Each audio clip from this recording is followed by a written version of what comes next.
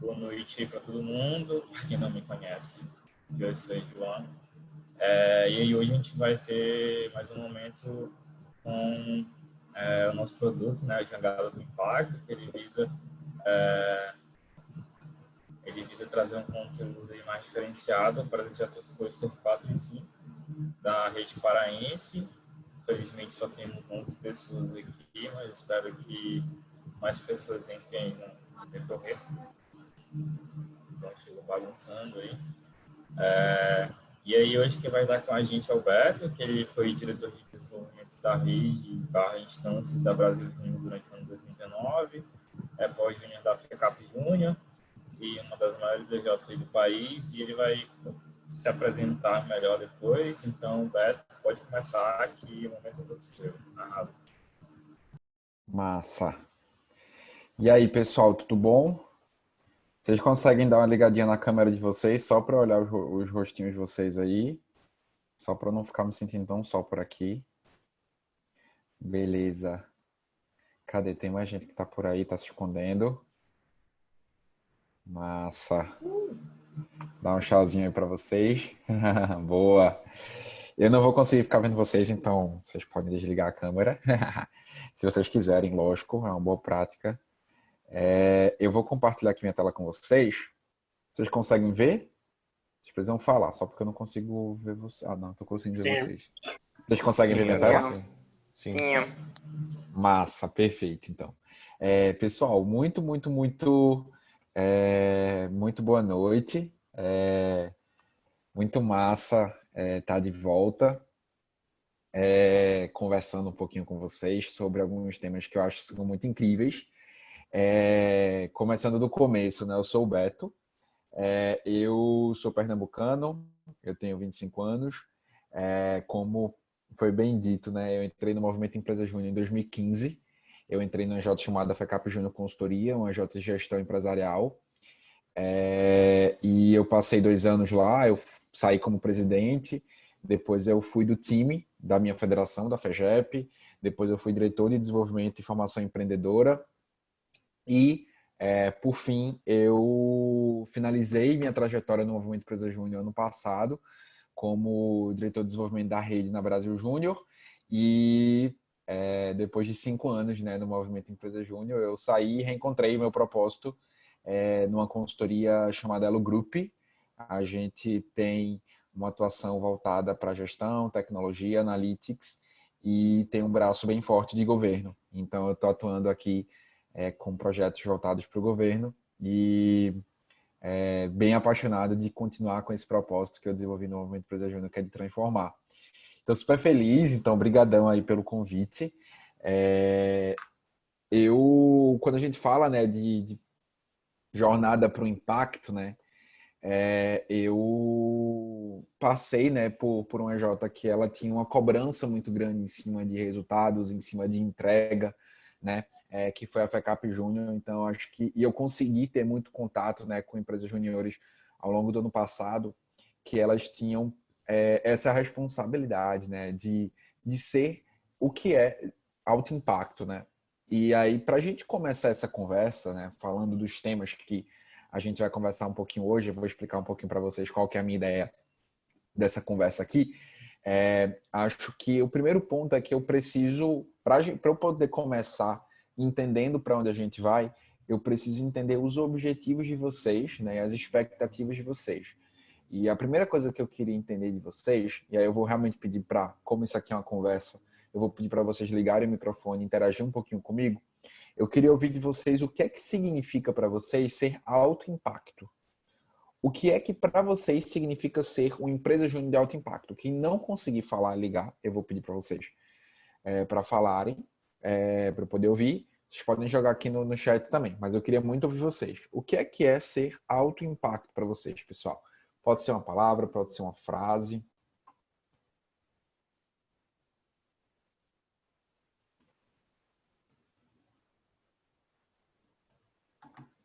E aí, pessoal? Só sigo se vocês falarem comigo.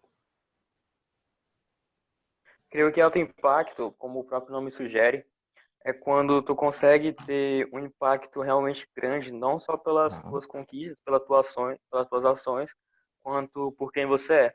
Tu cria um impacto nas pessoas que te rodeiam, tu cria um impacto no seu ambiente pessoal e tu cria um impacto na vida de gente que talvez você nem chegue a conhecer. Então, alto impacto para mim é o que o próprio nome sugere. É um grande impacto em vários âmbitos. Massa, Ed. Muito bom. O que mais, pessoal? O que mais significa ser um EJ de alto impacto?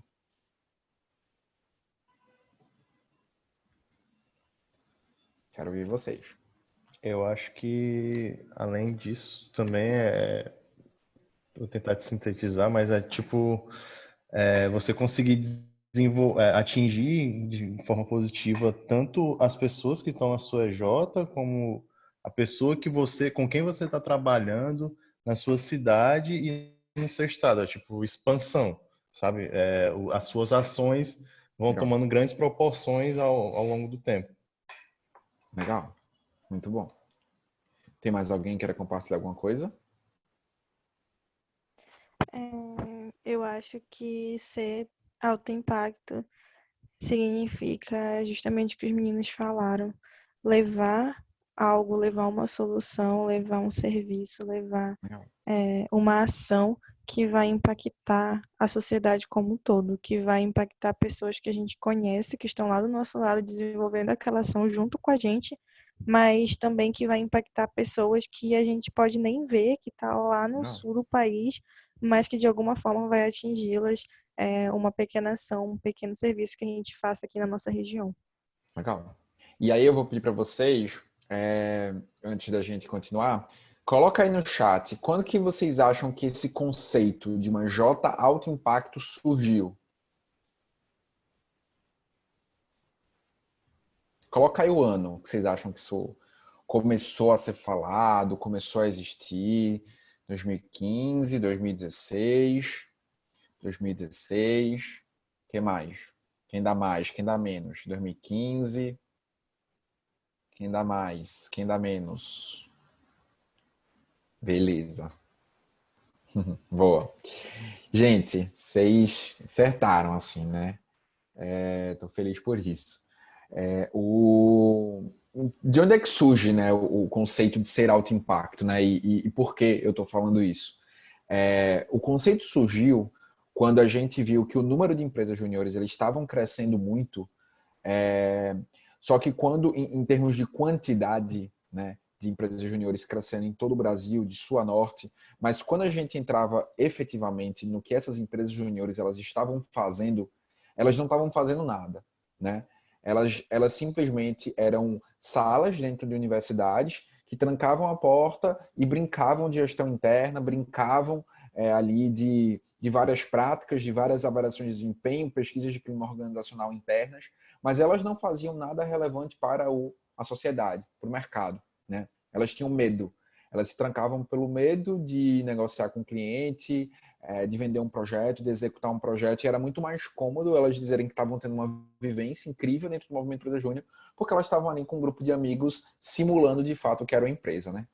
E chegou em determinado momento que isso ficou insustentável e que não era mais um anseio do Movimento Empresa Júnior, né?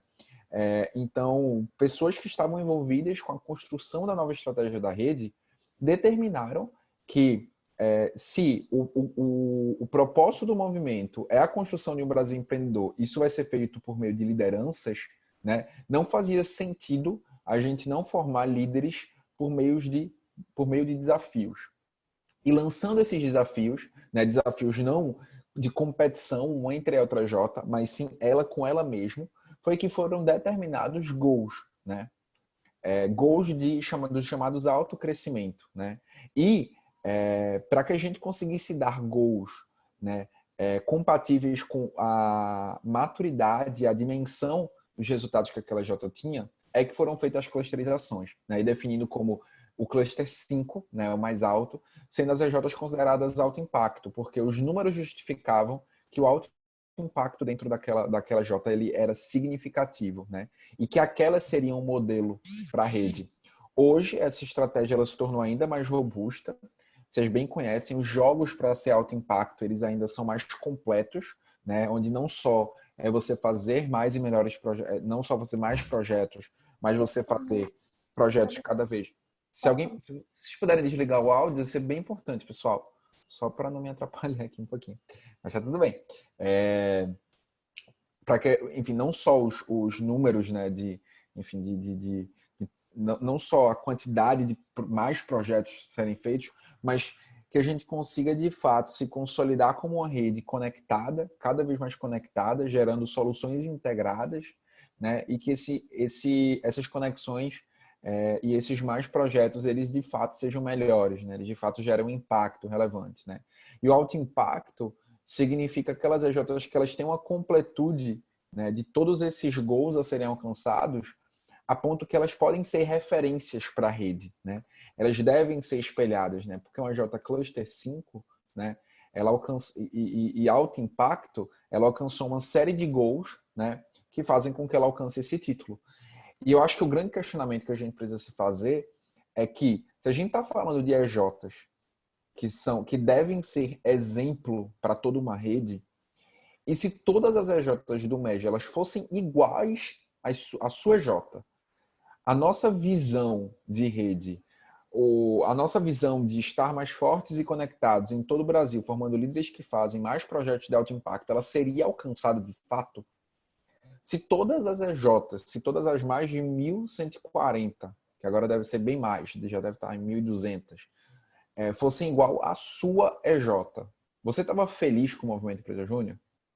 Porque se a resposta ela não for imediatamente sim, eu estaria feliz, significa que a tua EJ ela está talvez um pouco longe de ser alto impacto e ela pode até ter números legais, né? Isso é super bom para o nosso ego, né? Mas ela não está gerando alto impacto, né? Ela pode estar gerando um impacto razoável ou até aquém do que ela poderia ter para o nível de maturidade, para o histórico que vocês têm, para a quantidade de pessoas que você tem, para a quantidade de recursos que vocês têm. E eu acho que isso leva a gente a conversar um pouco, né, sobre qual que é o nosso papel enquanto lideranças, e eu não estou falando aqui de cargo, para mim não interessa se você é presidente ou se você é trainee, né, mas eu espero estar conversando aqui com lideranças do MEG do Pará, e eu acho que o grande ponto é o quanto que você está sendo a liderança que a tua EJ precisa, né? Independente de cargo. E eu acho que isso leva um pouco da conversa de hoje, né? Uma conversa que ela é super motivada por uma necessidade que a gente tem constante enquanto papel estratégico de entender e aprimorar o nosso modelo de negócios, mas principalmente porque a gente agora está vivendo uma fase global onde a gente precisa readaptar muita coisa e o nosso papel estratégico ele precisa ser cada vez mais ágil, tá? Então, a conversa de hoje ela vai girar em torno de dois principais pontos, pessoal. O primeiro deles é sobre a gente conversar um pouquinho sobre modelo de negócios e como que esse olhar para o modelo de negócios está vivo no dia a dia de vocês. E o segundo tópico, eu quero entrar muito sobre inovação no modelo de negócios, tá? Então, a nossa conversa hoje ela vai girar em cima desses dois pilares. E, bom, quem me conhece sabe, acho que vocês não me conhecem, nunca participaram de um treinamento comigo, mas assim, para mim eu não estou aqui dando um treinamento, assim, eu estou conversando com vocês, esse PPT aqui eu vou mandar para vocês, então não se preocupem de ficar copiando nada, e eu vou estar falando em cima de, enfim, alguns pontos que eu acho super relevantes trazerem para vocês. E fiquem bem à vontade de ligar o microfone para falar, mandar aqui no chat eu consigo ver também. E a gente vai conversando em cima desses temas, beleza? E aí, pessoal, eu acredito que vocês conhecem, né? E aí eu queria ouvir um pouquinho de vocês. Quem é que conhece o Business Model Canvas, né? Esse conceito de visualização de modelo de negócios. E se alguém de fato trabalha isso dentro da EJ, seja na etapa de planejamento estratégico, seja alguma análise mais constante, eu queria ouvir um pouquinho assim, se alguém tem esse modelo de trabalho, enfim, só para poder entender um pouquinho. Vocês podem abrir o microfone e compartilhar um pouquinho comigo, nem que seja para dizer, Beto, nunca nem vi. Ou então, tipo, ó, já vi, mas a gente nunca parou para pensar nisso em relação à nossa J.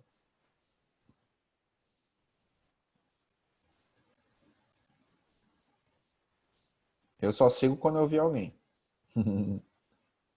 Eu não sou desses que fica ignorado, não, tá? Beleza, eu dei um tempinho aqui pra ver se alguém falava. Mas aí, na E3J, que é a minha J, né? Empresa de engenharia elétrica, precisando de serviço aí, a gente está disponível. A gente tem, ele foi atualizado recentemente até, Legal. e a gente procura sempre, quando possível, dar uma olhada nele, e a gente procura aplicar ele nos nossos negócios também. A gente teve uma reunião do PJ Visita, que veio a federação fazer nossa visita, ver nossa avaliação, e nessa reunião Uhum. também foi abordado, foi conversado lá, e depois disso, acho que no começo da semana ou na semana passada, ele foi atualizado novamente. Então, a gente tem e a gente está procurando aplicar. Massa, muito massa. Foi o Cadu que falou agora, não foi? Sim, sim. Massa, massa. O que mais, pessoal? Oi, oi. Na Building também a gente trabalha de uma forma bem parecida com o D3J, tá? A gente tem planejamentos estratégicos trimestrais, então acaba que a gente, tipo, analisa e trabalha em cima do BMC pelo menos 4 vezes no ano. E também, tipo, por exemplo, ontem a gente meio que validou o nosso BMC, a gente estava trabalhando em cima disso, Aham. e mudou bastante coisa e tal, muito em relação por conta do foco da empresa, nosso segmento de clientes e tal. Legal. Muito bom. Beleza. Bem legal. Isso, pessoal. E, bom, para quem não conhece, acredito que todos vocês devem conhecer, isso é uma forma da gente visualizar, né, o modelo de negócio de uma empresa sobre alguns pontos, né? Eu não vou ficar entrando explicando isso, porque eu acredito que vocês já sabem, mas o que é que eu acho que é um grande aprendizado, né? Quando a gente fala de papel estratégico, né, a primeira coisa que a gente pensa é definição de meta e acompanhamento dessa meta, basicamente, né? Então, eu não sei exatamente como é que vocês, dentro da J de vocês, exercem esse papel estratégico, mas, basicamente, por experiência de média, assim, eu sei que a galera que trabalha com estratégia, ou que tem algum tipo de trabalho nesse sentido, sempre fala de, não, a gente faz aqui análise do que é que tá dando certo, o que é que tá dando errado, das metas, do alcance, dá aquela pressão na EJ e tal. Esse é o trabalho estratégico. E eu conheci poucas EJs que, de fato, faziam um trabalho estratégico no sentido de pensar como que o nosso modelo de negócio, né, como que o nosso modelo de consultoria, ele está desenhado para, de fato, gerar valor, o maior valor para o cliente, e que a gente consiga potencializar os pontos do nosso modelo de negócio. Seja olhando para as atividades chaves, ou seja olhando para as parcerias chaves, ou seja olhando para os canais em que a gente gera, ou então até para a proposta de valor da EJ.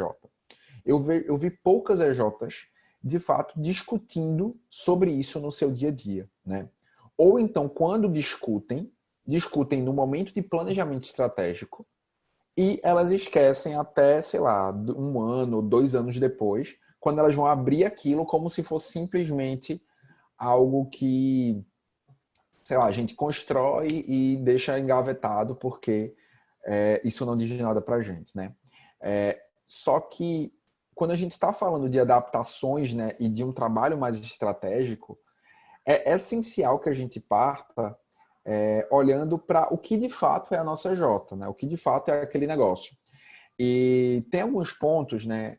3 principais que eu trago aqui sobre algumas coisas que elas são extremamente relacionadas. E eu acredito que a gente está no momento que a gente tem uma oportunidade de entender isso mais profundamente. E o primeiro ponto deles é o que a gente entrega e para quem a gente está entregando valor, né?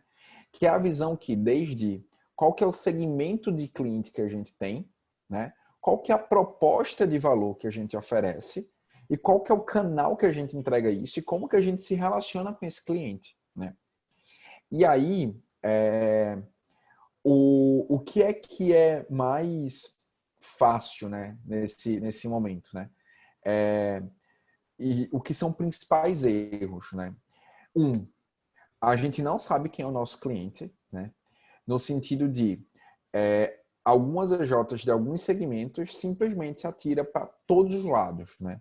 Então, vamos buscar todos os tipos de segmento de cliente, né?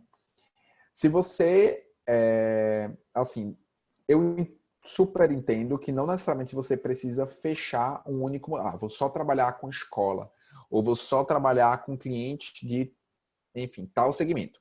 Mas a gente precisa ter alguns alinhamentos de expectativa. Meu segmento de cliente é empresas de pequeno porte. Isso não é um segmento de cliente, né? É uma característica de um segmento de cliente, mas isso é extremamente abrangente, né? Ou é do ramo alimentício. Não é um segmento de cliente você trabalhar com clientes do ramo alimentício. Isso é extremamente amplo, extremamente vago. Eu posso estar falando de um restaurante, posso estar falando de uma lanchonete, eu posso estar falando de uma indústria alimentícia, eu posso estar falando de um supermercado, eu posso estar falando de uma feira de cereais, eu posso estar falando de qualquer coisa que envolve alimento, né? Mas isso não é um segmento de cliente, né? E eu entendo a dificuldade, né, pelo tempo, de nichar de uma forma muito profunda qual que é o segmento de cliente, mas se a gente não tem visibilidade, né, de alguns parâmetros que a gente pode utilizar para entender quem são esses clientes, a gente entender qual que é a proposta de valor, isso vai ser muito difícil, né? Porque o serviço que é entregue para uma indústria de alimento é completamente diferente de um serviço que é entregue para um restaurante, apesar de que os serviços em si eles podem ser iguais. As necessidades do cliente ou por que eles estão contratando isso é completamente diferente, né? E eu chego no momento de hoje em que existem vários questionamentos, né, sobre o que é que a gente precisa fazer para reencontrar, né, o que é que de fato nesse momento os clientes eles estão precisando, qual que é essa nova proposta de valor que eles precisam, que canais a gente pode, que novos canais a gente utiliza para entregar esse serviço, já que a gente está completamente distante fisicamente de um cliente, onde a gente não pode mais encontrar com ele, ou que a gente vai sofrer impactos nesses próximos meses em relação a isso, né? E como que a gente se relaciona com esse cliente, né? Desde como que a gente busca ele, como que a gente nutre o relacionamento com ele, e isso é super desafiador.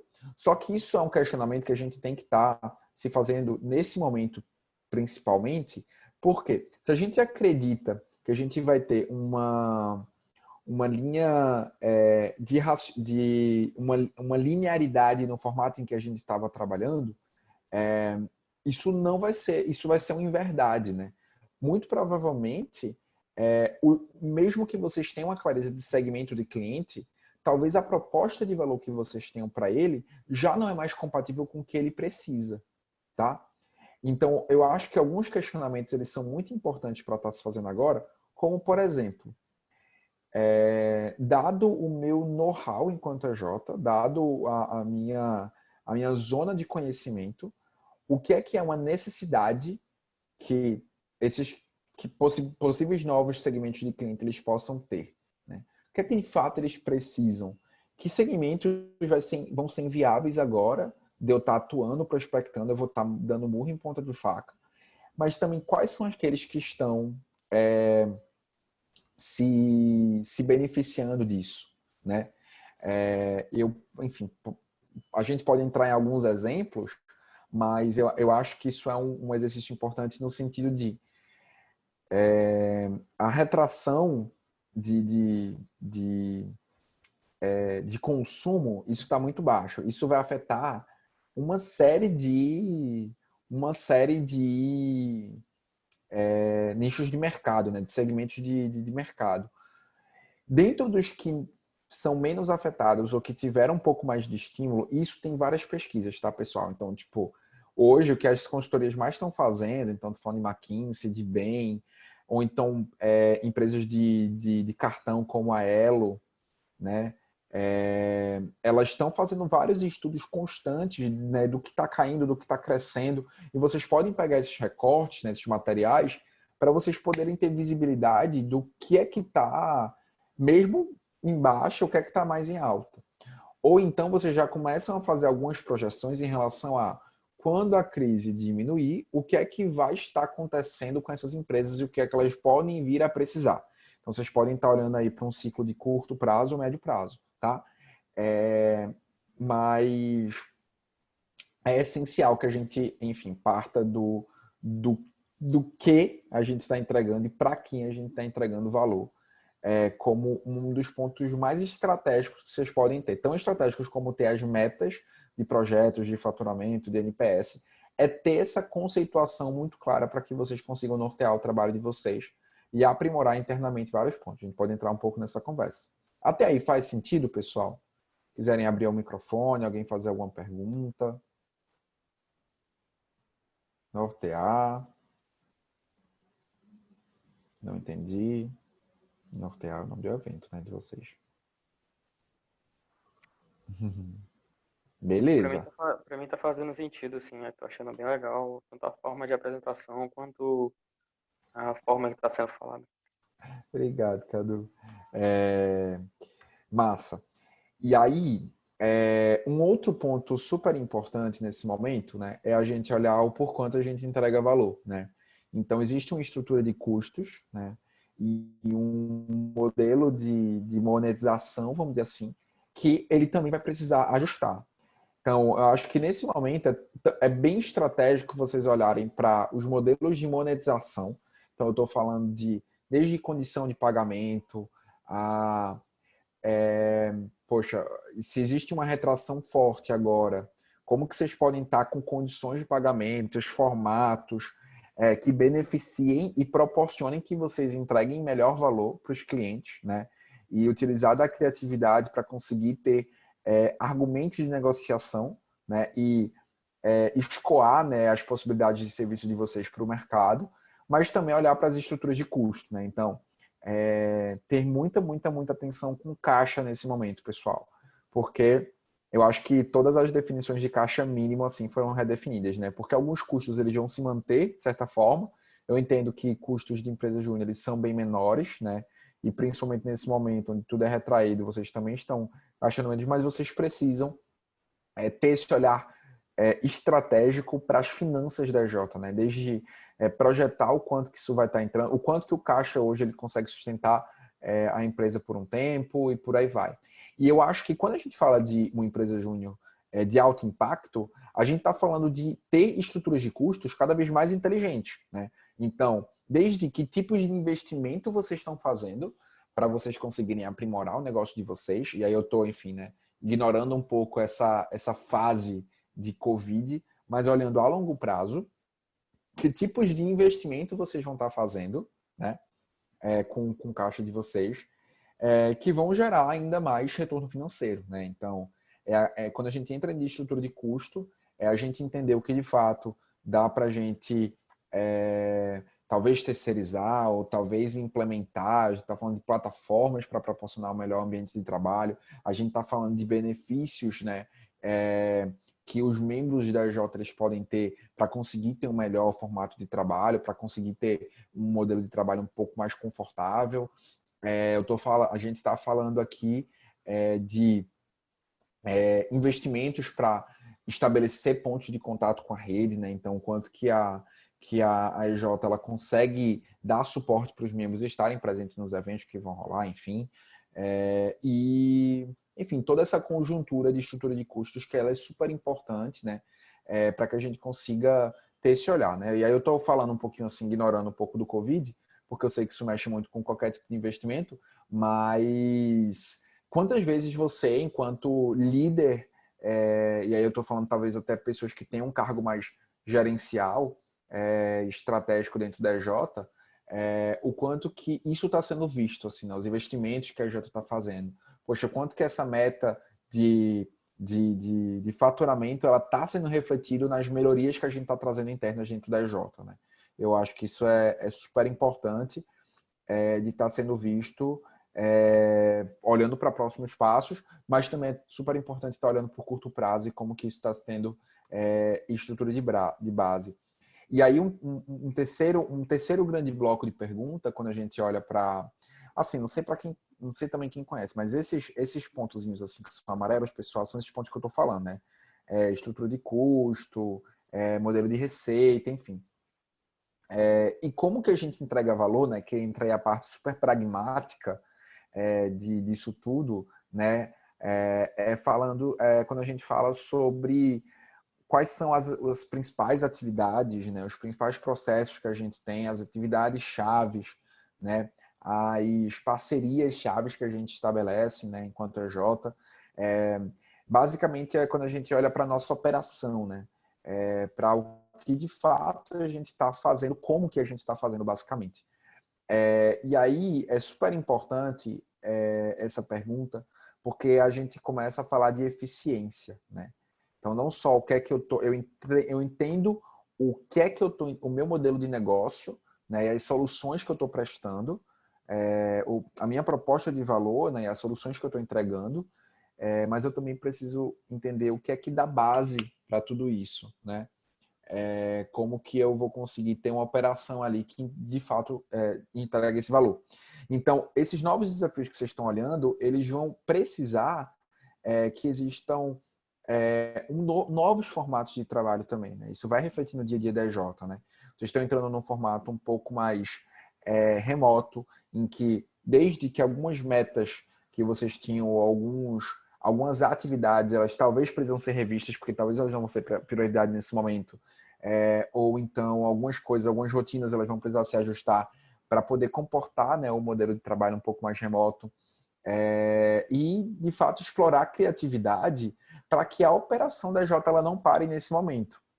Mas passando, eu estou falando de uma urgência agora e está rolando vários materiais sobre trabalho remoto, sobre esse tema de uma forma muito intensa, mas eu acho que o grande ponto a ser pensado quando a gente olha para próximos passos é o que de fato a gente está fazendo no nosso dia a dia. Se a gente está trazendo uma relevância para a execução, né, e uma atenção para o que de fato é a atividade fim, ou se a gente está simulando que é uma empresa júnior perfeita. Assim, eu entrei em várias empresas juniores que ano passado que tinham, assim, era meio que se fosse uma indústria e fosse tirar o ISO 9001, acho que seria perfeito, assim, porque tinha os processos super mapeados e remapeavam processos a cada 6 meses. Eu entrei em EJ que fazia pesquisa de clima e cultura organizacional uma vez por mês.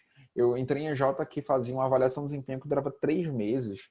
Eu fazia, gente, tipo assim, como assim você está fazendo uma avaliação de desempenho que dura 3 meses? Em 3 meses você vai dar um feedback para o teu membro, quando, tipo, velho, os momentos mais profundos que eu tive de desenvolvimento foi quando alguém sentou para mim, olho no olho e fez, ó, sabe onde você manda muito bem, Beto? Nisso, nisso, nisso. Sabe onde você não manda muito bem? Nisso, nisso, nisso. Acho que você poderia melhorar nisso.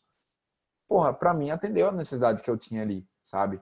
Então, a gente está tentando tornar as coisas mais profundas ou mais complexas, porque isso é completamente diferente. Acho que isso toca completamente também na nossa operação do dia a dia, né? Quantas vezes a gente quer ter um modelo ideal, perfeito, mas a gente só precisa, tipo, de uma rodinha e a gente tá querendo uma Ferrari, sabe? Então, acho que isso para próximos passos é super importante. E eu acho também, pessoal, que esse momento que a gente está vivendo, ele já, por si só, ele puxa um foco muito importante, assim, né? Para fazer o que de fato tem que ser feito. Eu acho que as EJs que não estão deixando o ritmo cair, né, a peteca cair, elas estão experimentando uma visão de o que de fato é essencial, né, para rodar a empresa, e o que de fato é acessório ou supérfluo ou, tipo assim, é demais, sabe? Tipo, perdi não tô achando a palavra, mas enfim, é quando você, sei lá, quase que uma gula, né? Tipo, faz mais do que o de fato precisa. E aí, até aqui faz sentido, pessoal? Alguém quer abrir o microfone, trazer algum questionamento, trazer alguma dúvida, trazer algum insight que teve nesse momento até agora? Eu queria ouvir um pouquinho vocês. O que é que eu falei que faz muito sentido, que vocês super se identificaram? Ou o que é que eu falei que vocês não concordam e queriam discutir um pouco sobre? Eu só sigo quando alguém falar, tá? Pra eu não ficar falando só.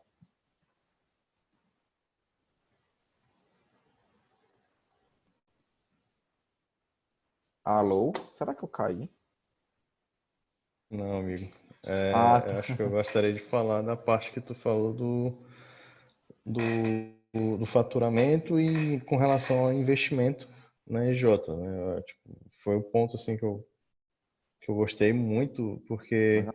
realmente faz sentido, porque às vezes a gente arrecada o dinheiro, a gente consegue o dinheiro e se perde no meio do dinheiro que a gente tem. Sim. Não tem um foco tão grande, sabe? Então, é um ponto realmente interessante de se ver, porque às vezes a gente tem um faturamento muito grande, mas ou não sabe o que fazer com o dinheiro ou gasta mal. E às vezes a gente acaba perdendo o controle sobre isso, né? E isso reflete lá na frente, porque você perde o controle, você perde o dinheiro e quando chega no momento que você realmente precisa, você não tem mais. Uhum. Perfeito. Eu acho. Quem falou comigo agora? Eu esqueci. Foi o Igor. Ah, beleza, Igor. Obrigado. Igor, eu acho que isso tem alguns pontos, assim, né? Eu acho que planejamento financeiro ele tem que ser super redondinho, né? Não tem mistério, mas eu acho que existem vários modelos, né? Internet, enfim, de planejamento financeiro e outras GJs também, benchmarking a rodo aí, de, tipo, garantir, entender o que de fato são custos fixos, assim, da EJ, né? E fazer um caixa mínimo, né? Garantir um caixa mínimo que tenha aí uma projeção de segurança em determinado tempo que vocês determinem. Pode ser 6 meses, pode ser, sei lá, 9 meses ou um ano, beleza? Então, tipo, se a gente parasse de vender, o que é que conseguiria rodar a operação tocando normal por quanto tempo, né? Não precisa ser muito, mas também não pode ser tão pouco. E aí um ponto importante, eu acho que eu não sei qual que é o planejamento, a metodologia de formatação, de formulação de planejamento financeiro, mas eu acho super importante para paralelo ao. E assim, qual que a empresa faz isso, né? Porque a tua estratégia tem que estar super compassada com a tua estrutura de custo, com a tua estrutura financeira, no sentido de, beleza, a gente quer aumentar aí a receita, né? Vocês botaram aí que querem aumentar o faturamento. Pelo que eu bem me lembro, uma EJ Cluster 5, ela aumenta o faturamento dela em 10% de um ano para o outro, né? Pelas metas compartilhadas. O que é que vai fazer esse faturamento aumentar 10%? O que é que vai ser feito para melhorar? A gente vai adquirir alguma plataforma de geração de lead, a gente vai melhorar nossa comunicação por meio de mais capacitação de plataforma de comunicação, ou de mídia digital, ou de marketing digital, enfim. Ou a gente vai terceirizar essa venda, ou o que é que a gente vai estar fazendo para crescer esses 10%, né? Então, não, vamos trabalhar, vamos meter as caras, vender mais, ligar mais e tal. Tipo, beleza, mas além disso, assim, né? O que é que vai ser feito de fato, pensando em incrementar a operação? Onde que a gente vai estar investindo isso, sabe? E eu acho que é super válido fazer algumas rodadas de brainstorming com a galera da EJ, pensando, tipo assim, e se a gente tivesse 1 milhão, né? Aqui no caixa, o que é que a gente faria, né? A gente precisa torrar isso tudo em um mês. O que é que a gente gastaria para a gente melhorar a nossa receita?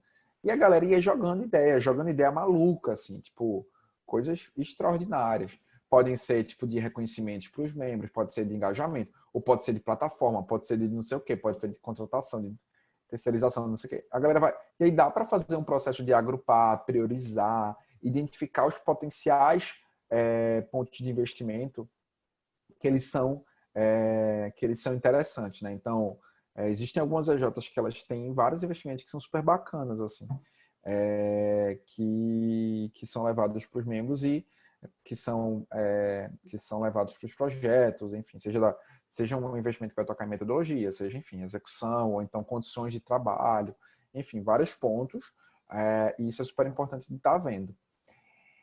Bom, alguém tem mais algum ponto? E aí eu respondi, Igor?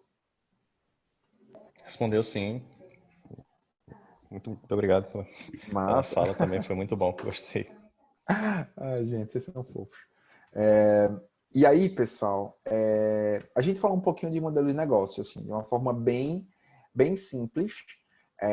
Eu acho que o grande ponto é estar se questionando. E assim, eu não vou ficar trazendo eu não queria trazer aqui perguntas, a gente se questionar dentro desses pontos, ou que questionamentos a gente se faz, porque eu acho que tem muita fonte que já fala sobre isso, sabe? Eu acho que o fato de vocês exercitarem isso no dia a dia de vocês, sabe? Conversar, tipo, poxa, quais são as parcerias ou conexões que a gente estabelece que estão gerando uma relevância para dentro da nossa J e resultados tangíveis, sabe?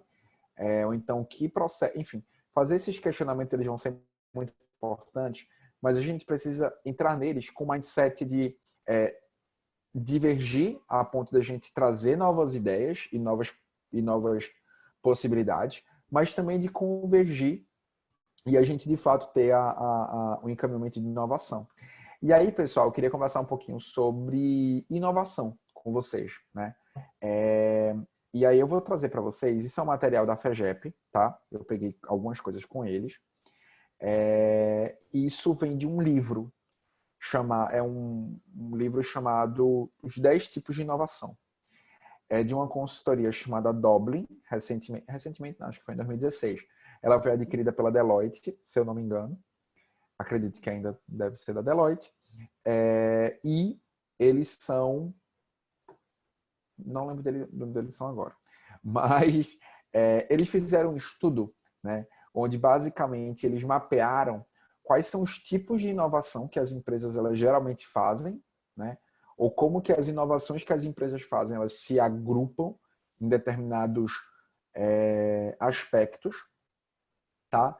E elas fazem várias reflexões sobre como essas inovações, elas são de fato atreladas. Eu vou mandar esse material para vocês, né? Então, tem vários pontos, enfim, ele é bem destrinchadozinho, mas o principal ponto que vocês precisam ter quando a gente fala de entender o modelo de negócio é para que vocês consigam identificar quais são os problemas que de fato assolam a J de vocês, para que a inovação ela consiga trazer de fato uma melhoria, mas que essas melhorias elas sejam de fato simples e inteligentes, né?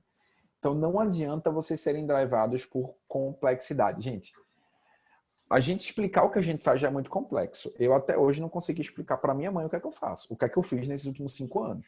Então, o movimento já é super complexo. E se a gente torna isso ainda mais complexo, né, dentro da nossa J, se a operação ela é super inchada de coisa, tipo assim, velho, isso não é o que vocês precisam, né? O que vocês precisam é coisas de fato que sejam fáceis, simples, inteligentes, que aí vai trazer a profundidade que vocês precisam na medida em que isso precisa ser profundo, tá?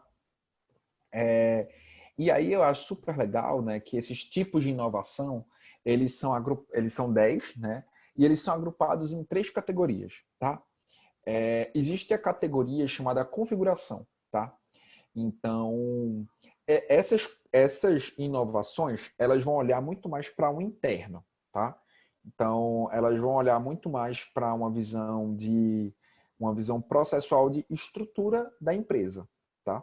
Estrutura daquela organização, beleza? Existe a categoria de oferta, tá? Que é quando a gente está falando de produto ou serviço, né? Então, o que é que de fato é oferecido para o mercado, né? O que de fato está sendo oferecido ali para a sociedade. E no momento em que a gente tem essa oferta que chega na sociedade, a gente fala de experiência, né? Ou seja, como que a gente consegue, que pontos, né? Eles são mais externos e eles olham para o relacionamento, né? Para a relação em que o teu negócio, a que tua empresa júnior, ela estabelece com o teu cliente, tá? Então, esses tipos, eles são bem intuitivos. A gente vai conversar um pouco sobre eles. Eu já separei aqui uns pontos que eu acho que são super oportunidades para vocês. São, assim, basicamente 6 pontos principais dentro desses 10 que eu acho que são super legais de conversar com vocês. E eu acho que tem esse livro traduzido hoje já, tá? Então, vocês conseguem baixar, se vocês colocarem isso no Google, é super fácil de achar. E aí, no modelo que trago aqui, enfim, a gente vai ter um pouquinho desse tipo de inovação, tá? E um pouquinho de case, que eu não vou entrar neles muito com vocês por conta do tempo. Eu já estou fazendo aqui 50 minutinhos. Mas eu vou mandar esse material para vocês e vocês podem, enfim, né, para mais ilustrar, né? O primeiro ponto é modelo de lucro, tá? Eu não, enfim, não vou nem entrar muito nesse ponto, mas eu acho que ele se liga muito porque se liga muito a algo que a gente já conversou, né? Que é qual que é o formato em que a gente está modelando a nossa remuneração. No sentido de que... Obrigado pelo tempo. E no sentido de como que a gente, enfim, de fato, obtém receita, né? E aí eu estou falando de possibilidades de encontrar novas fontes, né? Então, eu não sei qual que é... Enfim, vou dar um contextozinho para vocês antes de entrar em exemplo, mas tanto de entender novas possibilidades de fontes, quanto as atuais fontes de receita, tá? Então, por que eu estou falando isso, pessoal? Eu tenho convicção de que, provavelmente, faz um bom tempo em que vocês não criaram um serviço, né? Assim, quando a gente fala de criação de serviço, não necessariamente vocês criaram a solução, mas vocês identificaram alguma possibilidade que alguma empresa que atua no mesmo ramo que vocês, que são do mesmo segmento, pode estar fazendo e vocês não fazem.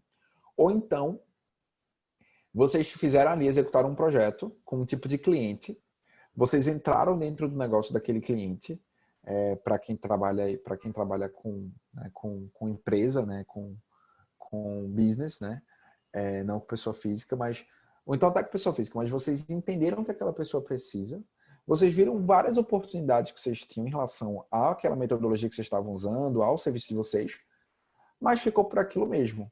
Aquilo não deu um input para um novo serviço ou para uma mudança no projeto, no tipo de projeto, na metodologia do projeto. E eu acho que isso está super relacionado com o modelo de lucro. A cabeça de vocês, ela está drivada para encontrar oportunidade, ou vocês estão buscando empurrar os serviços de vocês em quem pode comprar, né? Que é uma coisa que a maioria das Jotas fazem, né? Pega ali um serviço que elas já têm e tenta achar dor, né?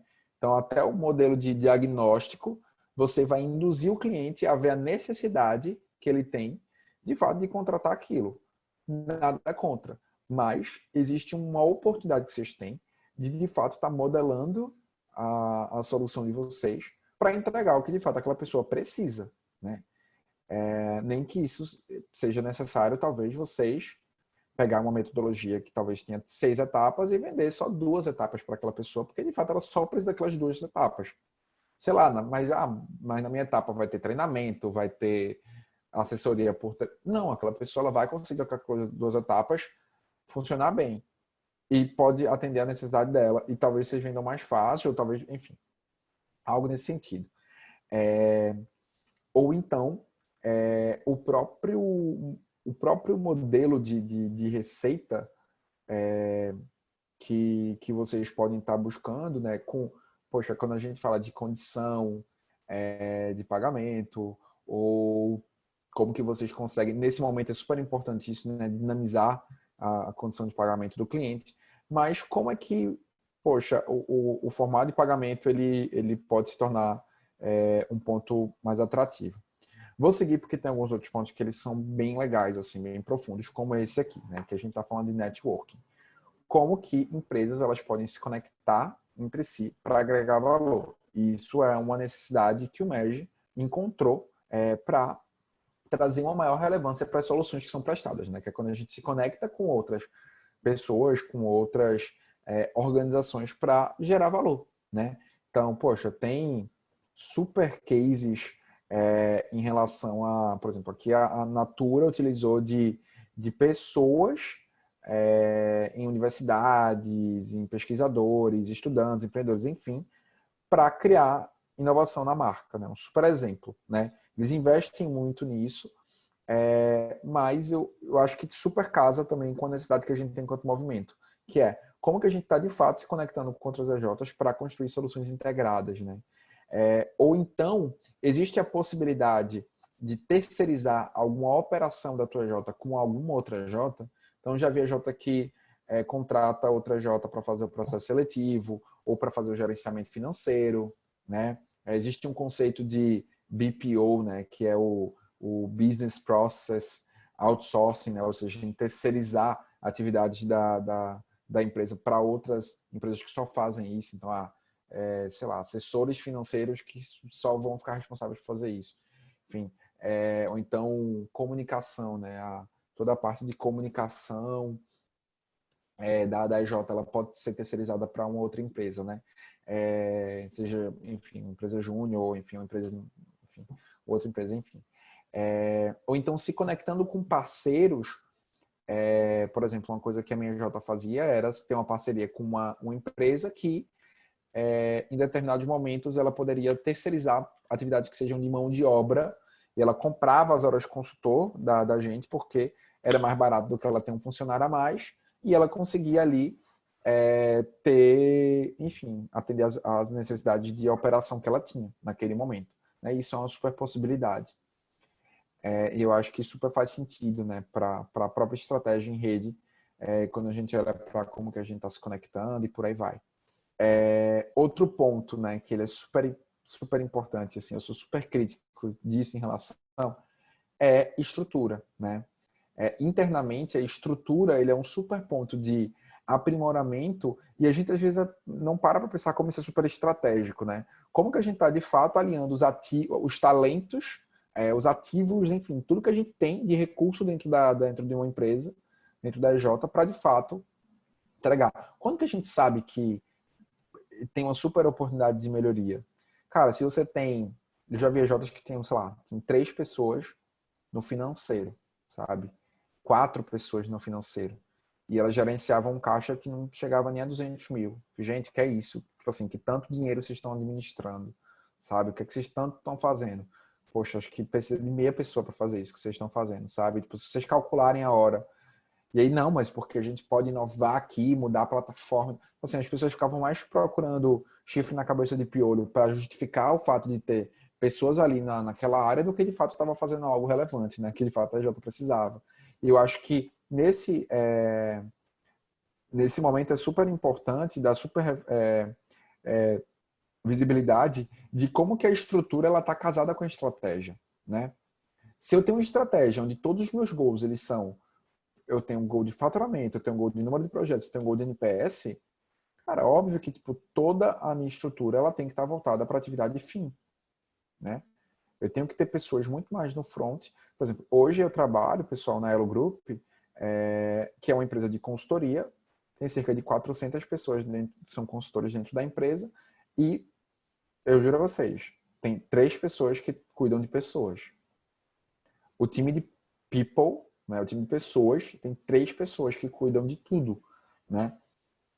Tem a terceirização de coisas que são burocráticas, né, contratação, papelada, enfim, mas são 3 pessoas que cuidam da estratégia de gestão de pessoas para 400 pessoas, né? Então, e aí tem tem os gestores de projetos e tal, que são as pessoas que gerenciam, que recebem input dessa área, de tipo, como você gerencia, de como você lida, de como você passa feedback, enfim. Mas eu acho que isso super dá visibilidade de como às vezes a gente quer empurrar a gente e criar coisas novas que às vezes nem precisam estar sendo criadas, né? Enquanto outras áreas elas acabam ficando um pouco mais descobertas, né? Enfim, traz um exemplozinho aqui da Gore, que eu acho que enfim, interessante pensar no formato de dar insights aí para alguns formatos. Poxa, Spotify que traz formato de squad, com guildas, enfim, tribos, enfim, que traz um pouco de gestão ágil. E eu acho que é importante entender o que de fato é processo dentro da EJ, ou seja, sempre acontece com tal periodicidade e o que de fato é projeto. Né? Tipo, não, a gente vai se juntar aqui, estrutura isso, depois fica rodando, alguém vai tocar isso e a gente volta a fazer o que estava fazendo, enfim. Mas eu acho que é um super ponto de oportunidade e tem que estar casado com a estratégia. Né? Não adianta eu colocar uma meta super robusta de financeira se eu não vou ter uma estrutura de venda super robusta também. Né? E para a gente fechar esse bloco, tem a visão também de inovações que vão tocar processos, né? Poxa, que processos eles precisam ser adaptados para lidar com esse novo formato de trabalho? Mas eu acho que a pergunta principal é: o nível de burocracia dentro da EJ, ele é excessivo, né? Tipo, eu lembro muito que quando eu estava na EJ, tipo, tinha, sei lá, reunião de diretoria, a gente tinha que fazer uma ata da reunião de diretoria, tinha que mandar para não sei quem, e para fazer sei lá, tipo assim, era tanta coisa tão robusta que eu não tinha nem tempo de poder fazer algumas coisas que eram muito mais relevantes para eu estar fazendo, porque eu tinha que estar preenchendo não sei o que, fazendo não sei o que, e já tive contato com empresas juniores, por exemplo, que o próprio processo de vendas, que acaba sendo um dos mais relevantes, né, porque é um dos processos chaves de negócio, ele durava mais de 2 semanas. Então, que tipo de cliente quer esperar 2 semanas para a proposta chegar na mesa dele? Eu entendo assim, já tive contato com algumas AJs de química, de materiais, que precisa ter algum estudo antes, que precisa ter contato com o professor orientador, né, para poder formular a solução. Super entendo, né, esse tipo de modelo de negócio. Mas já encontrei EJs que tinham venda recorrente de um mesmo serviço, com exemplo, sei lá, EJ de arquitetura que vendia, sei lá, projeto estrutural ou design de interiores, que já tinha um método de precificação fixo, mas que isso passava, não, que a pessoa que negociou passa para um gerente, que faz um planejamento com mais 2 dias, aí passa para não sei quem revisar, aí depois passa para o financeiro revisar, aí depois passa para não sei quem autorizar, aí depois volta para não sei quem lá fazer uma apresentação. Então, assim, era tão robusto o processo que é super batido, né, que, velho, tipo assim, você passa 1000 anos para entregar uma resposta, dar uma devolutiva para o cliente, a chance dele já ter se desinteressado por aquele serviço é altíssima, né? Então, e não só isso, mas, poxa, processos de gestão de pessoas, processos de tratamento financeiro, ou então processos de recrutamento e seleção da J, enfim, várias coisas aí que eu acredito que elas precisam ter um nível de burocracia ideal para garantir a qualidade do processo, mas não excessiva para se parecer muito mais com a indústria do que de fato com a EJ. Se vocês têm uma EJ, pessoal, que ela se ela se parece mais uma indústria do que uma startup, se questionem e abram a cabeça e conversem com mais empresas que são novas, que são recentes, que são tocadas por uma galera jovem e tal, para que a gente não esteja buscando um nível de senioridade que talvez a gente não precise ter, tá? A gente precisa ter, tipo, talvez um trabalho muito mais ágil do que, de fato, algo muito mais empacado, emperrado. Mas para a gente seguir, queria saber se faz sentido, pessoal, o que eu falei nesse bloco de configuração, a gente olhando um pouco para a gestão interna. Queria saber de vocês o que faz sentido, se está dando insight, se vocês não estão conseguindo tangibilizar. Queria ouvir um pouquinho vocês. E pessoas diferentes, que eu acho que, né, tem gente que está caladinha aí, só fingindo que não está aqui, né? E eu vou chamar, né?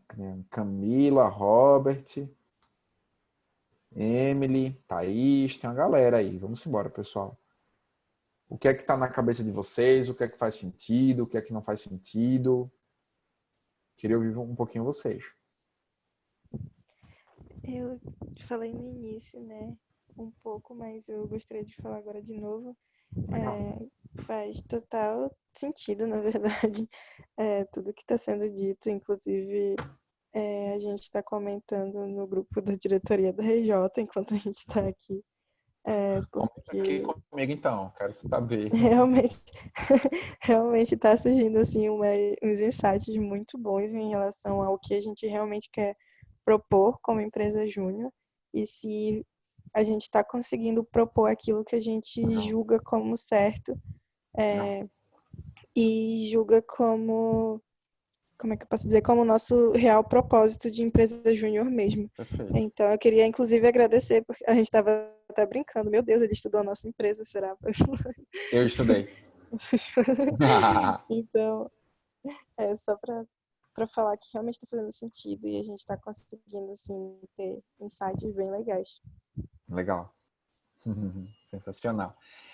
Que bom que está ajudando. E eu acho que enfim, né? É bem isso que você falou mesmo. Eu acho que um exercício, falando um pouquinho dessa parte de processos, de estrutura, eu acho que às vezes falta, sabe? Eu acho que falta às vezes a diretoria ou enfim, ou um grupo de pessoas que olhe para isso e pense, tipo assim, velho, se a gente tivesse só uma pessoa no financeiro, ou se a gente tivesse uma pessoa com disponibilidade de, sei lá, metade de disponibilidade de tempo, o que é que de fato ela faria? Aí você ia listar ali, tipo, não, por hora. Tem até uma metodologia que é chamada Full-Time Equivalent, né? Quando você olha por processo, por tempo para você executar o processo, né? Então, tipo, não, eu tenho que fazer, sei lá, pagamentos. Quanto tempo você paga fazendo pagamento dentro da EJ? Sei lá, por semana eu passo 2 horas. Beleza. Quanto tempo você passa preenchendo o fluxo de caixa da EJ? Não, passo 3. Beleza, então já fiz 5 horas, sabe? Quanto tempo você passa? O que é que mais de atividade rola? Não, a gente tem aí a demanda de CLJ, por exemplo, que geralmente é a pessoa do financeiro que faz. Beleza, mas isso pode ser talvez um projeto que depois acaba, não acaba depois, beleza, acaba. Então tem mais tempo, só que é um tempo temporal, né? Então, poxa, a gente olha a quantidade de horas que eu tenho e olha a quantidade de horas disponível e de fato que eu preciso. Então, talvez, vamos supor, né, fazendo uma continha de padaria aqui, vamos supor que vocês verificam que, poxa, para trocar um financeiro por mês, talvez vocês só precisem de 20 horas por mês, vamos supor, né? Só que um membro da EJ, vamos supor que ele trabalhe 6 horas por dia, tá? Então, dentro de uma semana, eu tenho 30 horas, vamos dizer assim, né? Se eu preciso só de 20 horas para o financeiro, dentro de uma semana, eu vou ter esse membro desalocado 10 horas dentro de uma semana, mais as horas de todos os outros dias, né? De todos os outros dias da semana, né? Ou seja, eu vou ter ele parado ali por 3 semanas, mas, enfim, né? Já me perdi nos meus cálculos, mas vocês entenderam o que é que eu estou querendo dizer. E isso dá visibilidade de comando, né? Tipo, de quantas pessoas, de fato, a gente precisa dentro daquela área, né? Daquele processo, enfim. E aí ela pode compartilhar com outras atividades? Poxa, pode, entendeu? Ela pode pegar projetos externos? Poxa, pode, entendeu? Existe um super indicador que eu não consigo lembrar. Eu acho que a gente chegou a acompanhar ele. A gente começou a... Não, acho que quando eu saí da EJ, eles começaram a acompanhar. Eu achava sensacional. O indicador era de quantidade de horas que sobravam. Ou seja, se eu tenho, vamos supor, 30 membros na EJ, né?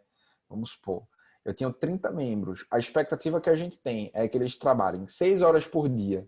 Dentro de um mês eu tenho 20 dias, né? Então eu tenho 3.600 horas. Vamos supor que dentro de um mês eu estou rodando 2.500 horas de projeto. Ou seja, né, eu tenho cada projeto, eu tenho atividade, eu estipulo a quantidade de horas, eu vou ter aí 1.100 horas sobrando dentro de um mês.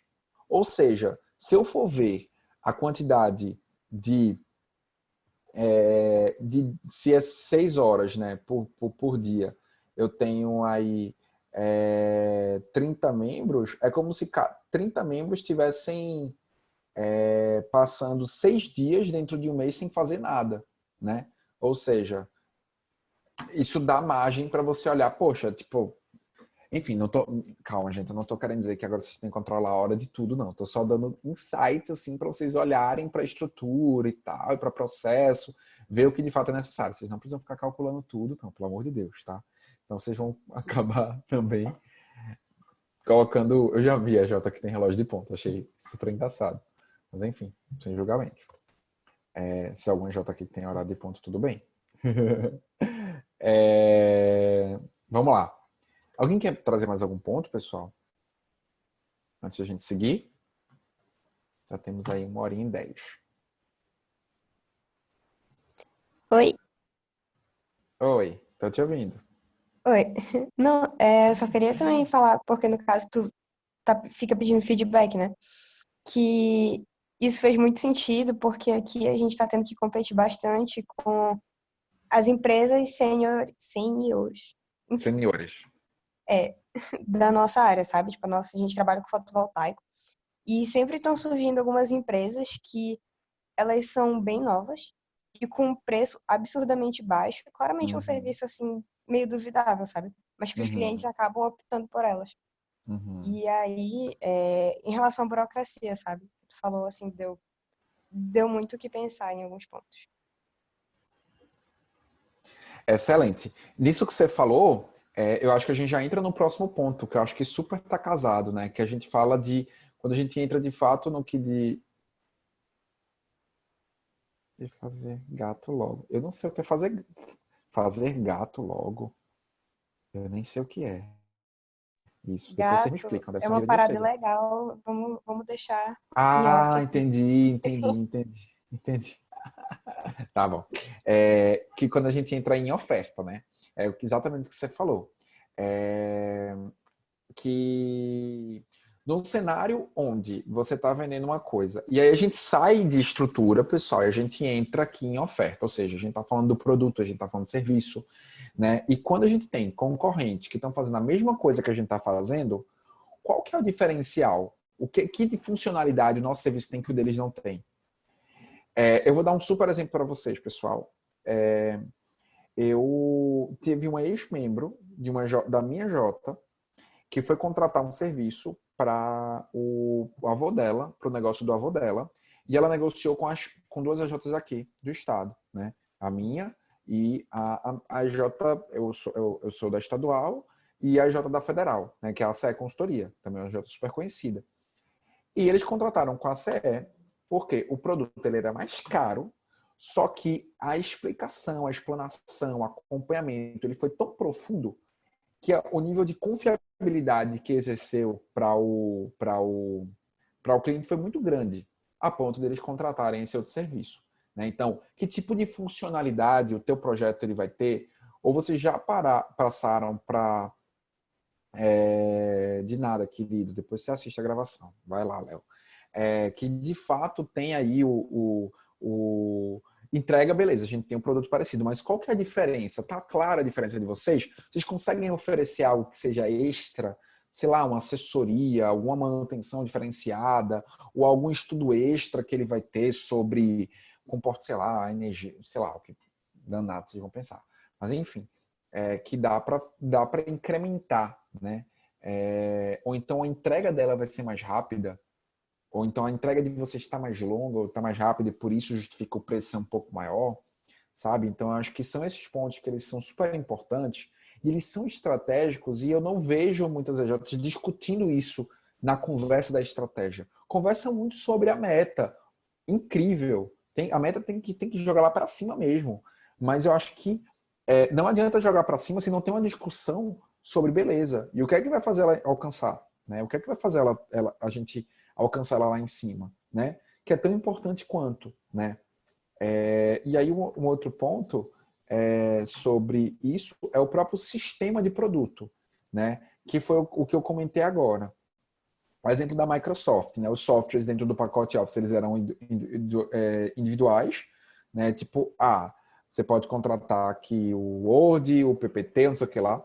E eles começaram a comercializar isso tudo junto, dentro de um pacote integrado.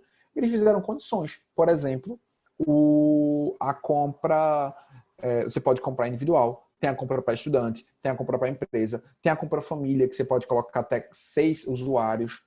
Então, assim, coisas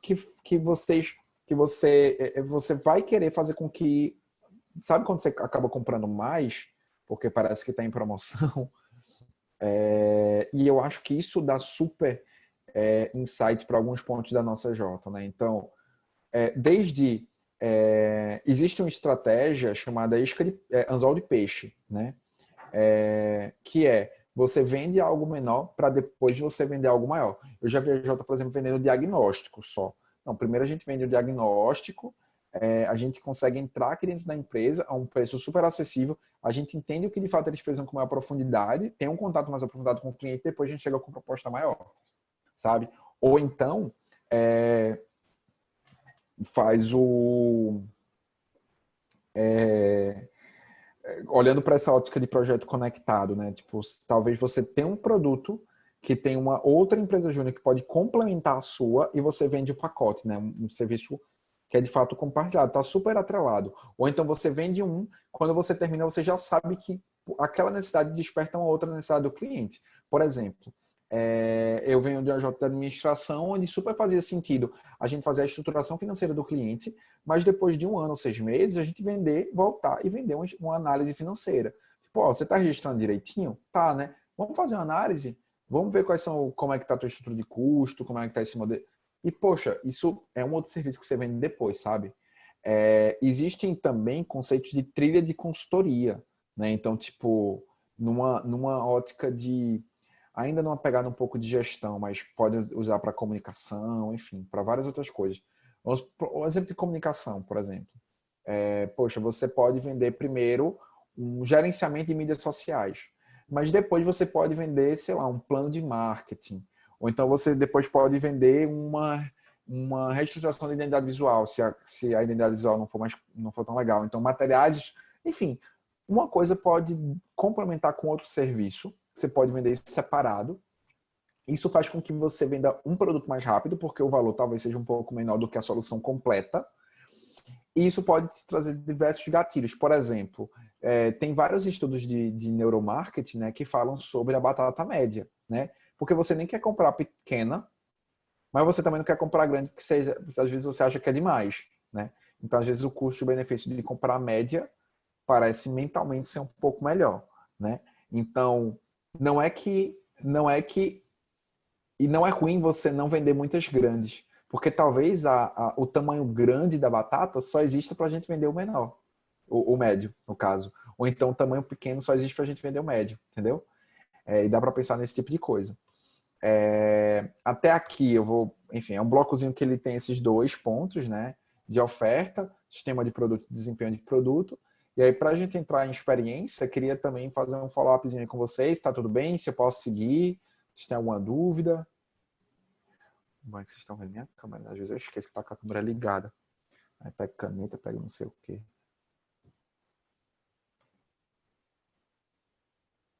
O Mikael tá muito quieto. E às vezes dorme, sabia? Às vezes tem gente que dorme e finge que tá... Por mim tá tudo bem, pode continuar. Beleza, pessoal. Joia. Tô brincando, tá, gente? Legal. E aí a gente chega no terceiro ponto, que eu acho incrível, assim. Todos os pontos são incríveis, lógico. Mas, assim, eu acho que isso é muito legal. Porque eu acho que é onde o MEG ele tem super oportunidade de fazer diferente. Às vezes a gente é tão careta, né? Que a gente não se aproveitar da nossa cara jovem para fazer algo diferente, né? Que quando a gente fala de experiência, por exemplo, a gente tem super contato com as marcas que, poxa, criam um serviço super legal. Tem um vídeo, depois vocês... alguém anota aí para mandar para vocês, que, se eu não me engano, é do Murilo Gun. Ele fala sobre Life as a Service, né? Então, a vida como serviço. Então, é meio que a visão de que tudo que é produto vai acabar virando serviço, né? Então, tem várias formas de você atrelar o teu produto a quase que sendo um serviço. Tem uma loja aqui, até de Recife, inclusive, chamada Tchau, né? Que todas as roupas compradas na marca, elas podem ser ajustadas gratuitamente pela alfaiataria, né? Tipo, significa que eu estou na alfaiataria de graça? Não, né? Eu estou embutindo o valor na estrutura de custo do produto, né? Mas olha como mais cômodo né? Homens, o quão vocês conseguem perceber a quantidade de barbearia que está surgindo hoje. As barbearias são cada vez mais legais de se instalar. Pô, tem barbearia que tem videogame, tem barbearia que tem sinuca, que tem cerveja. Tipo assim, velho, é muito mais legal hoje você cortar o cabelo do que, sei lá, tempos atrás, sabe? E, tipo, o ambiente de barbearia não virou simplesmente corte de cabelo, né? Virou uma experiência ali, né? Reserva. Eu já vi vários vídeos de gente recebendo encomenda da reserva. A galera grava, né? Tipo, poxa, a caixa, o recado, o negócio escrito à mão. Então, eu acho que é importante vocês identificarem quais são as interações que a empresa de vocês estabelecem com os clientes e, enfim, entender se existem formas de conectar esses usuários, os clientes de alguma forma se conectarem entre si. É uma coisa super legal, por exemplo, que eu vi que a Câmara Americana de Comércio faz, né, aqui no Brasil. Os clientes, os associados, vamos dizer assim, eles podem oferecer condições de pagamento para quem também é associado. Então, por exemplo, eu sou um curso de inglês que sou associado, eu vou oferecer aqui nesse mês um desconto de 15% nas matrículas, por exemplo, para quem é associado também. Então, poxa, tipo assim, vocês podem de repente conectar os clientes de vocês de alguma forma? Não sei, sabe? Mas eu acho que e gerar mais receita, ou gerar mais proximidade com os clientes, ou até trazer indicações dos clientes para novos clientes, porque é super legal fazer isso, tipo, não sei, sabe? É uma possibilidade. Outro ponto, poxa, o Nubank faz isso de uma forma incrível, né? O atendimento do Nubank é incrível. Outro ponto é sobre canal, né? Não vou nem entrar muito nesse ponto, mas eu acho que perdão, eu vou entrar super nesse ponto, né? Eu já entrei muito nesse ponto, perdão, porque foi quando a gente estava falando sobre as atividades, né? Como a gente está mudando para esse formato remoto, é super necessário estar olhando como que a gente está levando esse produto, né, esse serviço para o cliente, né? Se a gente está trabalhando de uma forma mais remota, se a gente não consegue ter presencialidade mais com os clientes, poxa, isso traz uma necessidade da gente se reinventar, uma necessidade da gente de olhar para como que a gente está levando isso para o externo, né? E isso dá super pano para manga aí de estar estruturando várias coisas legais assim, de um modelo de trabalho virtual que pode inclusive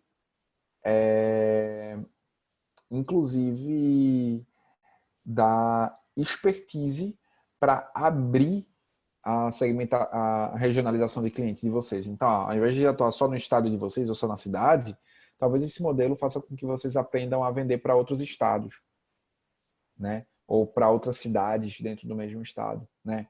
Que eu acho que é uma super oportunidade também. Acho que marca é um ponto super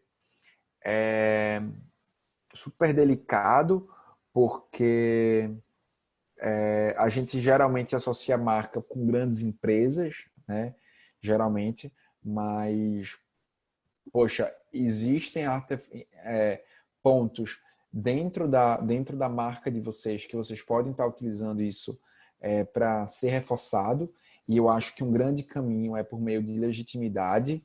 Então, se aproveitar de antigos clientes, se aproveitar de depoimento, se aproveitar desse tipo de instrumento para fortalecer, tá?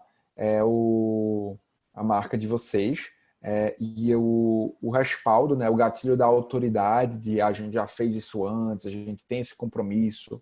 Poxa, e eu acho que não adianta vocês lutarem com alguns pontos como a idade de vocês, tipo, isso é óbvio, o cliente vê. Eu hoje entro na FECAP Júnior, eu estou usando o exemplo da FECAP Júnior porque é o que está mais próximo geograficamente de mim, mas eu também tenho muito contato com a CE, por exemplo. Eu fico assustado como a galera tem cara de jovem. Eu fico, gente, eu tinha essa cara de menino quando eu estava dentro da EJ, 3 anos atrás, 4 anos atrás. 4 anos atrás. Eu fico, meu Deus, eles são muito jovens, são muito novinhos. E tipo assim, velho, o cliente sabe que vocês são novos, entendeu? Então se aproveitem disso para mostrar o quanto que vocês estão interessados, o quanto vocês estão diferenciados, o quanto vocês são profissionais. Eu acho que isso está super atrelado com a marca, né? O envolvimento do cliente, eu acho que isso é um ponto super legal.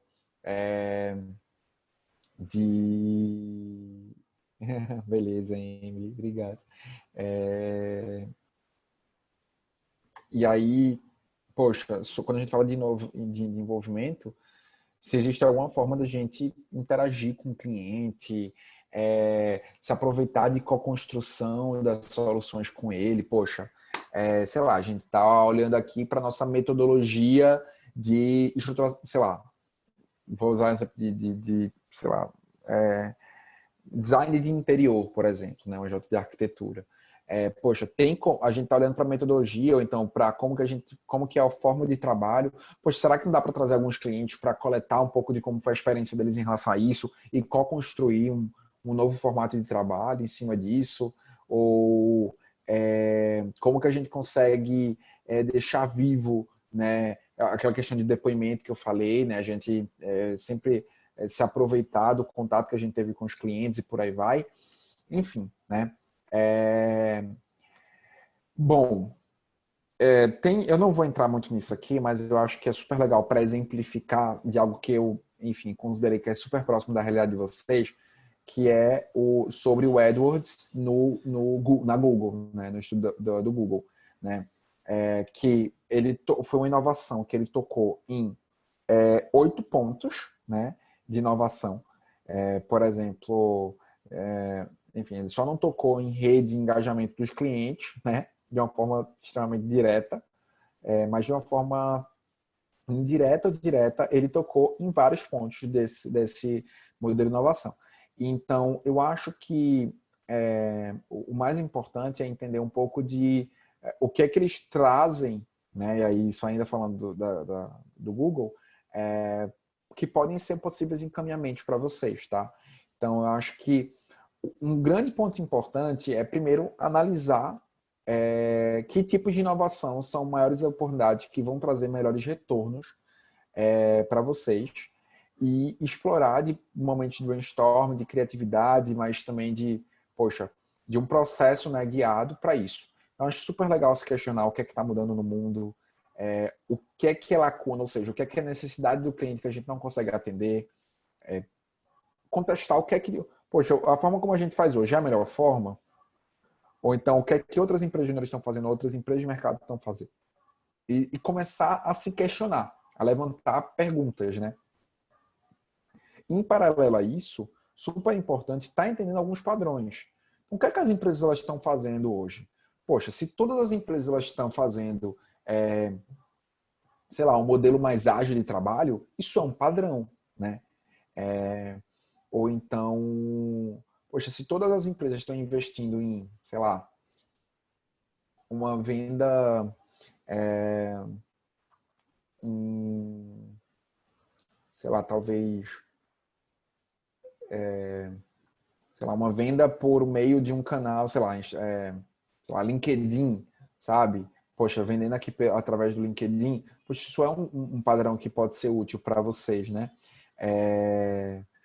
E aí eu acho que existem algumas oportunidades de passo a passo, né, em algumas 6 etapas que eu coloquei aqui.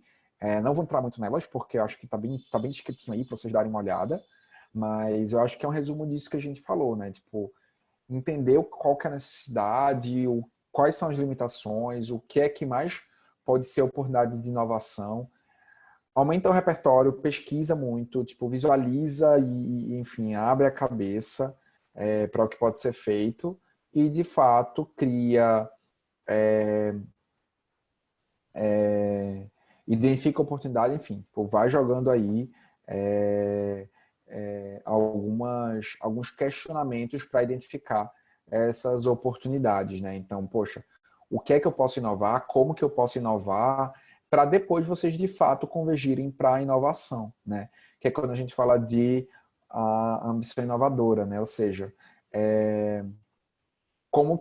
quais que são os tipos de formatos de inovação que a gente pode ter. E aí são 3 principais, tá, pessoal? E eles vão estar relacionados com a relação entre mercado e produto, tá?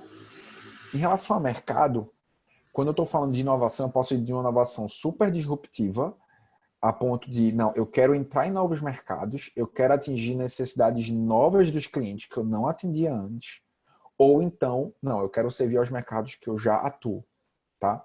Ou então eu quero entrar em mercados adjacentes, né? Mercados adjacentes são mercados que estão ali relacionados com o que a gente já trabalha, sabe?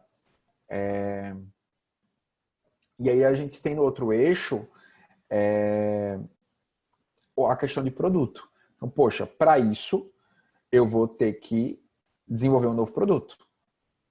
Ou então eu vou usar os produtos que eu já tenho, né? Então, por exemplo, não, eu quero criar novos mercados, atingir novas necessidades com os mesmos produtos. Tipo, eu vou ter um trabalho ali de explorar um novo mercado, né? Mas se eu quero atingir um novo mercado com um novo produto, eu estou falando de uma inovação transformacional. E aí, para eu ter uma inovação transformacional, eu tenho que mudar o jogo, né? Eu tenho que, é uma forma bem radical, eu estou numa zona de incerteza, tem que ser analisada com cautela, né? Tipo, enfim, tem um pouquinho aqui falando sobre essa inovação transformacional. O que é mais importante, assim, a gente entender é que isso é muito disruptivo, né? E aí vocês podem fazer uma para movimentos disruptivos completamente, você tem que ter uma visibilidade de etapa, né? Então, não adianta você fechar a empresa e abrir uma outra, entendeu? Você tem que ter um plano de mudança constante, testar, pivotar, prototipar, até aquilo se tornar a coisa mais importante da tua J, enfim. Ou então, tipo, eu tô falando aqui de uma coisa mais razoável, né? Eu tô falando de um mercado adjacente, né? Ou seja, sei lá, eu já trabalho com, sei lá, um segmento pronto.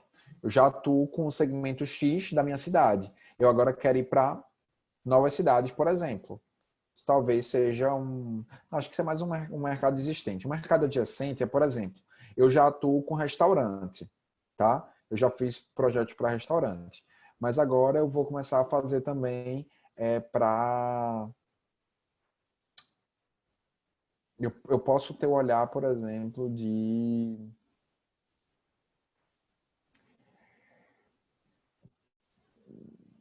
talvez os fornecedores desse restaurante, por exemplo, sabe? Acho que pode ser um exemplo próximo. Exato. Pode ser outros nichos que estejam adjacentes, estão mais perto ali, sabe? Então, tipo, por exemplo, pronto, já sei. Sei lá, a 3J já trabalha um pouco com pessoa física, né? Mas agora, meio que o mesmo produto, ele pode ser um pouco adaptado para a pessoa jurídica, então para empresas, sabe? Então isso está um pouco adjacente ainda. Ou então, e aí eu vou ter, tipo, poxa, uma mudança de fronteira, ou seja, antes eu me limitava a isso, agora eu vou expandir um pouco os meus horizontes, né? Mas se eu quiser ser um pouco mais conservador, né, eu vou só mudar o conhecido, né? Ou seja, eu vou mudar um pouco o que eu já conheço, né? Eu vou servir um mercado já existente, né? Mas eu vou estar ali ou criando um novo produto, ou adicionando fazendo uma mudança incremental, mas eu estou ali no mercado que eu já conheço, né? E aí isso tem super relação, pessoal, com a necessidade de inovação. Se eu, por exemplo, né, se eu quero trazer uma inovação transformacional, eu vou ter, no mínimo, 5 tipos de inovação dentro desses 10. Se eu quero trazer uma inovação mais adjacente, eu vou usar entre 3 e 4. Se eu quero usar uma inovação essencial, eu vou usar entre 1 e 2, sabe? Tipo, tipos de inovação, tá? Então, não vou entrar muito nesse exemplo, mas aqui tem um material, tá em inglês, tá, pessoal? Então, para quem não entende muito inglês, mas aqui ele resume, pessoal, todos esses tipos de inovação por possibilidades de inovação, tá? Então, por exemplo, quando a gente fala de, sei lá, estrutura, né? Eu posso trabalhar na minha estrutura organizacional, eu posso terceirizar processo, eu posso desenvolver uma universidade corporativa para aprimorar a competência das pessoas que estão exercendo determinados papéis. Eu posso, sei lá, vou usar aqui um outro exemplo, né? Pronto, networking, né? Eu posso fazer fusão e aquisição, né? Juntar, enfim, unir aí duas EJs do mercado americano. Mas pode ser uma possibilidade. Eu já vi duas EJs se juntarem, uma dentro da outra. Eu vi recentemente uma EJ do curso de engenharia de Minas se juntar com... Passou anos sendo só engenharia de Minas, agora está com geologia. Enfim, tem vários exemplos aqui, pessoal, que eles são legais de se utilizar para ter insight, né, ter repertório aí como que eu posso tocar na minha configuração, como que eu posso tocar na minha oferta e como que eu posso tocar na minha experiência, tá? Até aqui, pessoal, faz sentido? Alguém quer comentar alguma coisa? Alguém quer perguntar? A gente fez agora 1h40 de conteúdo. Eu vou dar um encerramentozinho aqui. E aí, antes disso, eu queria saber se alguém tem dúvida, alguém tem alguma pergunta e tal. Tem um tempinho ainda para conversar com vocês. Faz sentido? Não faz sentido? Bom, minha pergunta, eu só queria parabenizar mesmo e falar que sim, faz super sentido o que foi falado, tanto Massa. para nossa realidade atual, na EJ e tudo mais. Que bom. Que bom, a Érica. Que bom, Então, Rai. reforçando o que a Raquel disse, eu queria parabenizar pela apresentação, foi realmente muito bom. Eu só tenho uma dúvida, vai ter algum contato disponível para caso a gente tenha perguntas posteriores e tal, depois da CRV? Tem sim. Tipo um e-mail? Vamos mandar para vocês.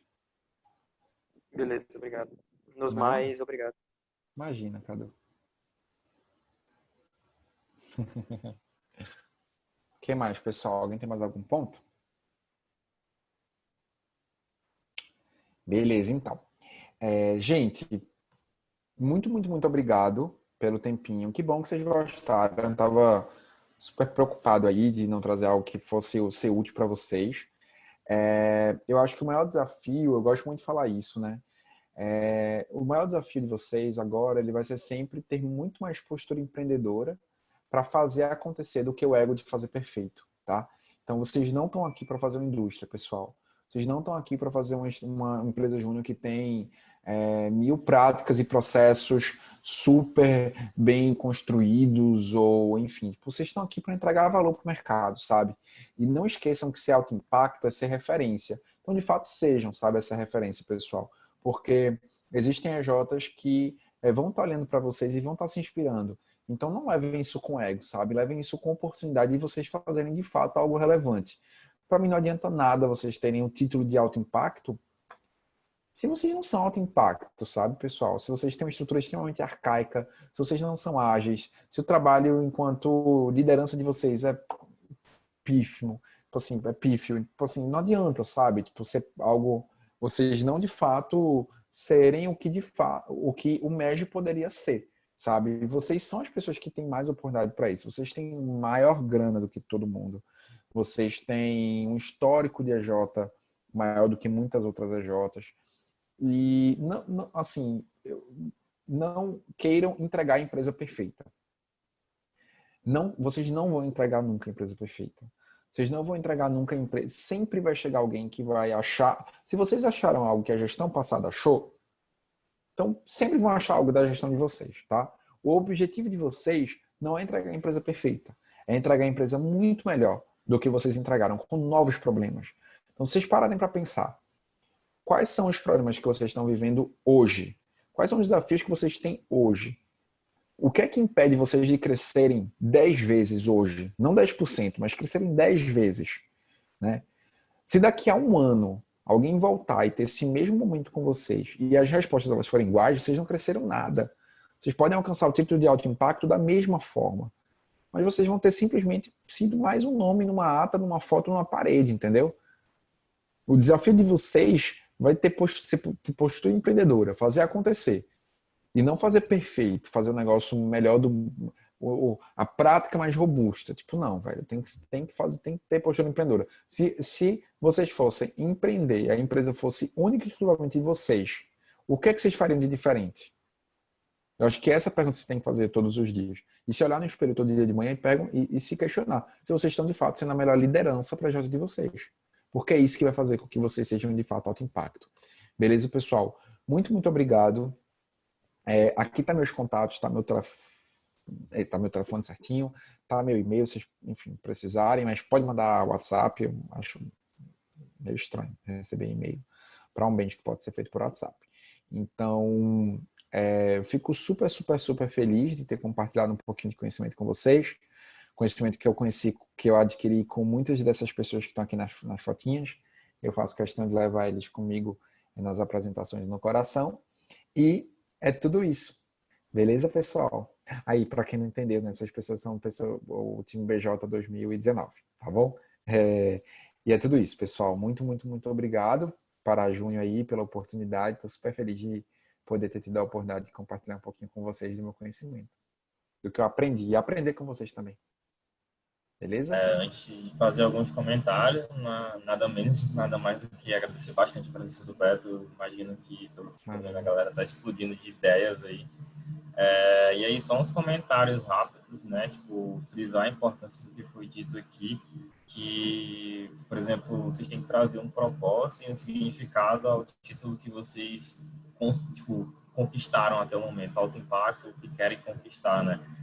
Só para trazer um pouco de peso mais a esse contexto em dados, as 4 EJs, que só tem 2, 3 aqui presentes, são responsáveis por 80% da meta de faturamento da Parajunho, de toda a federação, né? Todas as 24 desse ano. Então, só para vocês entenderem o quão pesado vocês são na nossa história e no legado que a gente está construindo aí esse ano. Mas que vocês têm total capacidade assim, de conseguir muito mais do que vocês já estão conseguindo.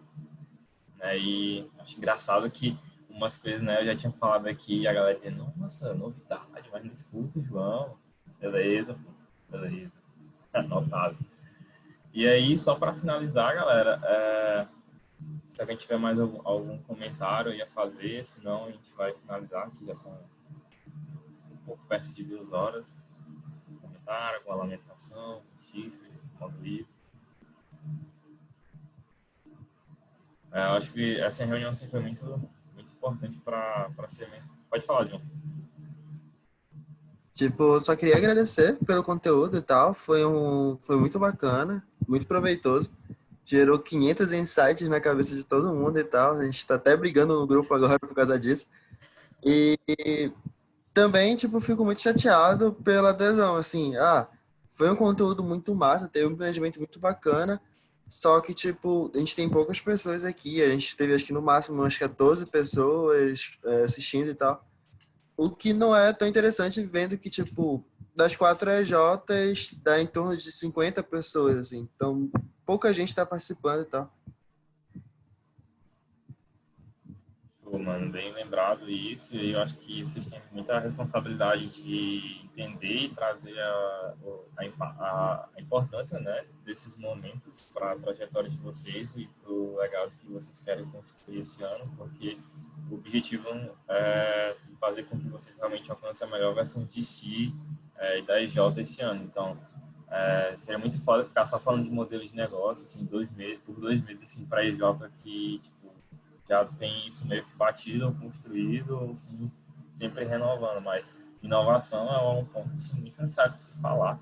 E aí até alguns pontos que o Beto comentou que eu vou frisar aqui só para não deixar passar batido, que tipo, vocês têm histórico hoje de EJ, de projetos grandes, de momentos que vocês fizeram contratos, façam um pouco de análise de dados também em relação, sei lá, qual foi o mês mais propenso a contrato nos últimos 2 anos da minha EJ, quais meses a gente não fechou o contrato, por que aconteceu, se relacionem mais aí também com os pós-juniores de vocês para entender o que aconteceu no último ano, quais foram os erros, bem como a visão deles, né, de, tipo, como é que ele está vendo a EJ, os processos da EJ hoje, de um contexto geral, principalmente sobre agilidade, porque, tipo, vocês já construíram muita coisa básica, né? Que, como o Beto falou, necessariamente precisa, sei lá, 5 pessoas no financeiro, 4, que vocês têm estrutura para isso. Então, por que ainda está continuando dessa forma e tal?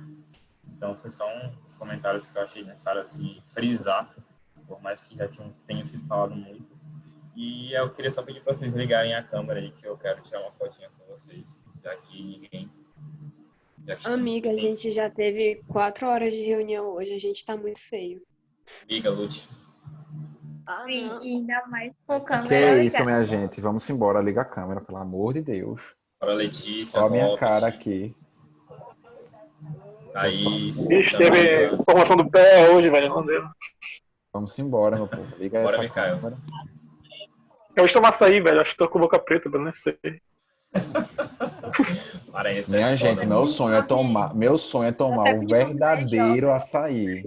Olha, eu vou deixar Se uma tu vier reclamação visitar aqui. o Pará, a gente te dá. Eu vou deixar uma reclamação aqui. O Beto nunca veio no Pará, gente. Nunca, Beto nunca nunca veio no Pará. foi. Nunca foi. Meu Deus. Era briga, minha Tomar gente. açaí, Era briga feia, era briga açaí. Só feia. queria dizer que vai ter o EPAES de Santarém. Pois é. Era briga feia, minha gente, pra saber quem é que ia pro Pará toda vez. Era briga, meu filho. Eu nunca venci essa briga. Bora, faltam 3 pessoas aí. 3, 2, 1 e. Vai fazer a pozinha do Bi.